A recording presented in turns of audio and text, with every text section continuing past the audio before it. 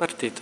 Facciamo l'intervista a Vik Muniz il giorno prima dell'apertura della mostra al palazzo dell'ambasciata brasiliana a Piazza Navona, e a Vik Muniz chiediamo in inglese why you choose to copy important pieces of art and change the materials to realize them.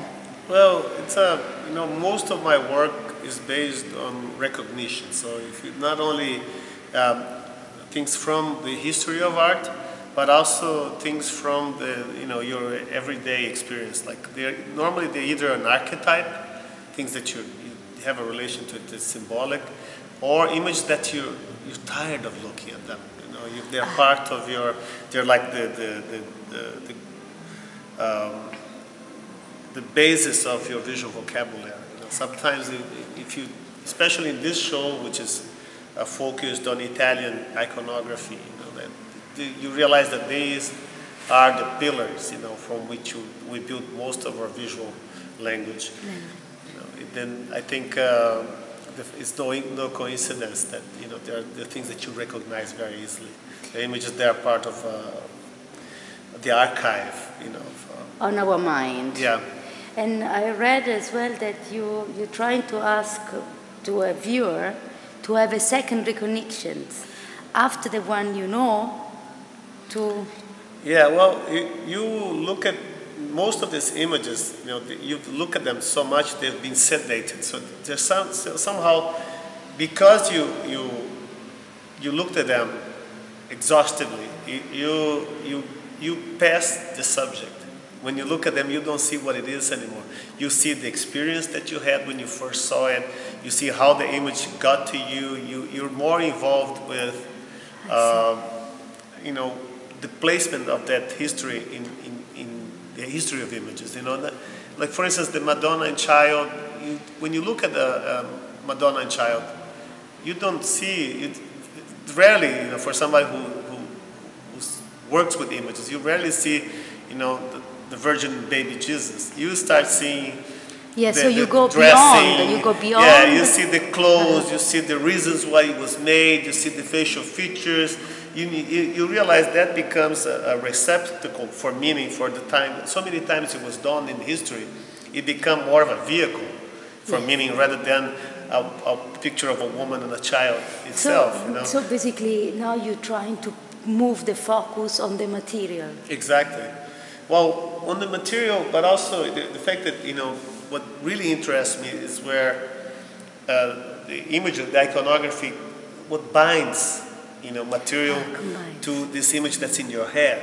So once you look at it and it's being transplanted to a different technique, a different scale, it's transposed into another kind of a visual experience, then you have a sort of a vacuum, a semantic vacuum that you need to fill, and that is filled with discernment, cognition. So you start thinking, well, what was this? Well, wait a second, how it was made, how long did it take?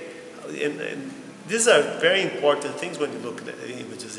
Not only that you look at them, but you think about the way you look at them. And most of my works are an invitation for that kind of thinking. So you're asking the viewer to put some concentrations on what they're looking at. Yeah, if you ask the viewer to concentrate, probably won't. You have to sort of seduce it. In the moment you look at it needs a lot of it gets into the concept of entertainment. You just look at it because it's fun to look at it too. It's just sometimes you just can't help but keep looking at things, looking for things, identifying parts of the picture that normally you see the picture as a whole. Especially pictures that you're so used of looking at them, and then you don't break it into parts. You don't realize what's doing what in the picture. And what about the deep concept? I mean, the feelings, emotions, meanings. What about this? Well, I think the emotions that I invite the viewers to have in my work have to do with a connection to this perceptive state, where they actually seeing how pictures are put together. There's a beauty in it, and there's an emotional element to this. But as far as the emotion that resides in the subject itself, I'm remoted from it. You know, I'm much more of a technical So, artist. especially with this your very last work that we're looking at here in this exhibition, you are talking about pieces recycled.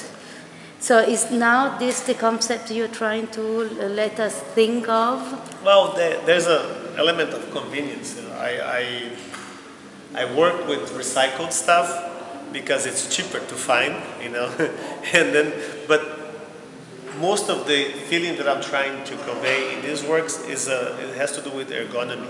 You know, it's ergonomical. So you see an oil barrel, and you know the size of it. You see a piano, you know the size. A chair, okay. You know the size of it. You know, the fact that these are old things is because it's easier to get old things than new ones.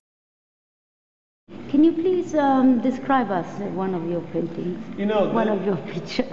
You know, this is obviously a copy of Atlas by Guccino, but more than recycling or anything, any of these notions of what's old, what's new, you know, what was interesting to me was just to create this ergonomic relationship. When you look at a picture, but you also recognize in a picture that you've seen in a certain scale, elements of a completely different order of scale. So, you know, you look at it, you see this is a mannequin, this is a crate of beer, you know, a wheel from a carriage, or tires, you know, or traffic cones, or things that you know what size they have.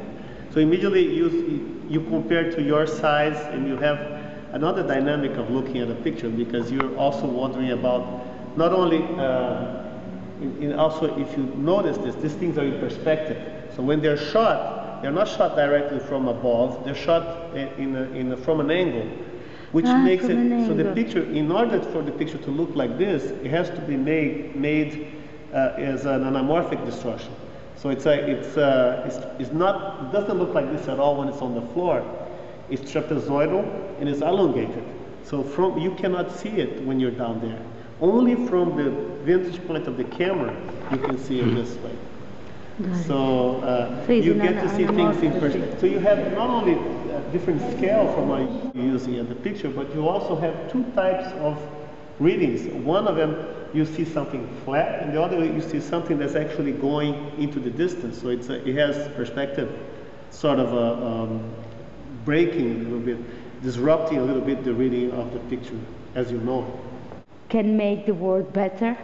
Well, art has a function of in the process of humanity. You know, it's what makes us more sensitive, makes us more in touch with a side that sometimes it gets in the second plane. I mean, it's part of understanding things from a sort of a mental state. And if you make more sensible, more sensitive, more sensual people, you know, I think we would learn how to value life a little bit more. And it's a project that happens as in culture as in education. You know, the more people see the wonder about what's the mundane, what's around you, there's so much beauty in it. You know, the more you value your life and the life of others, I think it's an essential part of contemporary culture. So, happy new opening of tomorrow. I'll see you tomorrow, and thank you very much. Thank you. Thank you.